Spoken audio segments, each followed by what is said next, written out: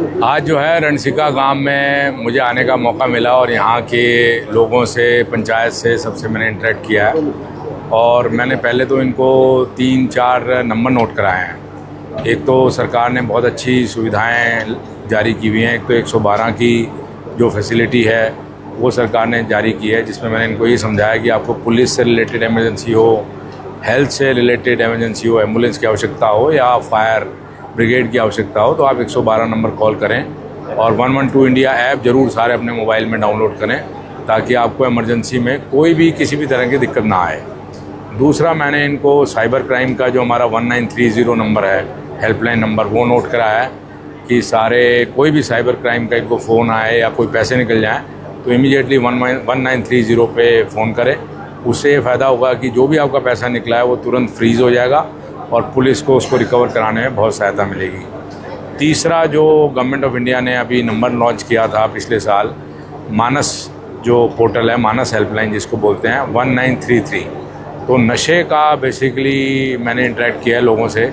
इस गांव में थोड़ा नशा कम है, ज़रूर शराब की एक दुकान ज़रूर है दूर, लेकिन वैसे सूखा नशा वगैरह नहीं है इस गांव में।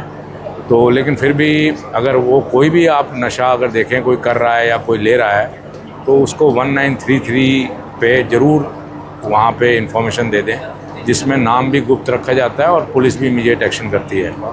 तो ये 3 चीज़ें मैंने इनको नोट कराई हैं। उसके अलावा सीनियर सिटीज़न की जो हेल्पलाइन है हमारी, सीनियर सिटीजन्स के लिए जो हम लोग काम कर रहे हैं, 70 साल से ऊपर का कोई भी व्यक्ति, उसमें पुलिस वाला उनका एक डेजिग्नेट हो जाता है और वो उनकी पूरी मदद करता है। तो वो और सुविधाएँ मैंने इनको बताई हैं। बाकी जहाँ तक यहाँ इस गाँव की शिकायतों का है, वो जनरली कॉमन शिकायतें हैं। एक इन्होंने जो रिलेटेड बताई है कि बिजली की तारें थोड़ी नीचे हैं। बिजली की तारें नीचे होने की वजह से ट्रैक्टर वैक्टर गुजरते हैं तो कई बार उस पर ख़तरा रहता है।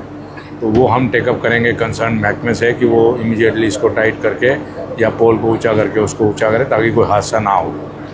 और बाकी सिविल महकमे से रिलेटेड कुछ समस्याएँ थी, स्कूल की थी, नाले की थी, और वो हैं। बाकी इंडिविजुअल शिकायतें हैं, कोई जो कुछ लड़ाई झगड़े का है या कोई छोटी मोटी और बातें हैं, उनको भी मौके पे जल्दी से हम निपटारा उसका करवा देंगे।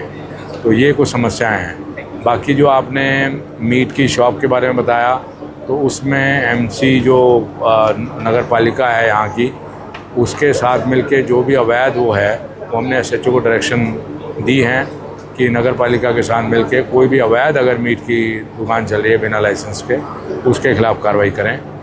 तो ये, और जो इलीगल, आजकल इलीगल तो नहीं कहेंगे, लेकिन जो किराएदार वगैरह का सत्यापन यहाँ पे बहुत ज़रूरी है, क्योंकि अब ये चाहे पटौदी, हेली मंडी, ये दूर के इलाके लगते हैं, लेकिन इसमें भी इतने सारे वेयर हाउसेज और कंपनीज आ रही हैं कि यहाँ पे बहुत सारी लेबर आके अब रहने लगी है।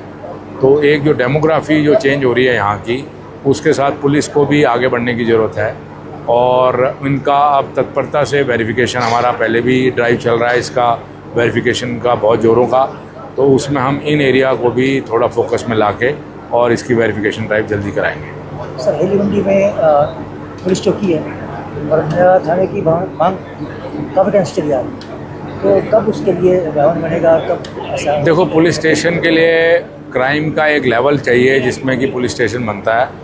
अभी हेली मंडी में आई थिंक पटौदी थाने की एफआईआर हैं, वैसे हमारे पास 600 के करीब हैं जो एफआईआर हैं, तो उसका भी एक प्रपोज़ल हम भेजेंगे जल्दी कि हेली मंडी में भी पुलिस स्टेशन बने। क्योंकि यहाँ पे अब क्योंकि काफ़ी जनसंख्या बढ़ गई है, हो सकता है वो सेंसस में जनसंख्या ना हो, लेकिन जनसंख्या में जो देख रहा हूँ कि जगह जगह बहुत सारे कोली और बहुत सारे लेबर्स और बहुत सारी वो आ गए हैं लोग, तो यहाँ पे मुझे लगता है कि आवश्यकता है कि उसको बनाया जाए।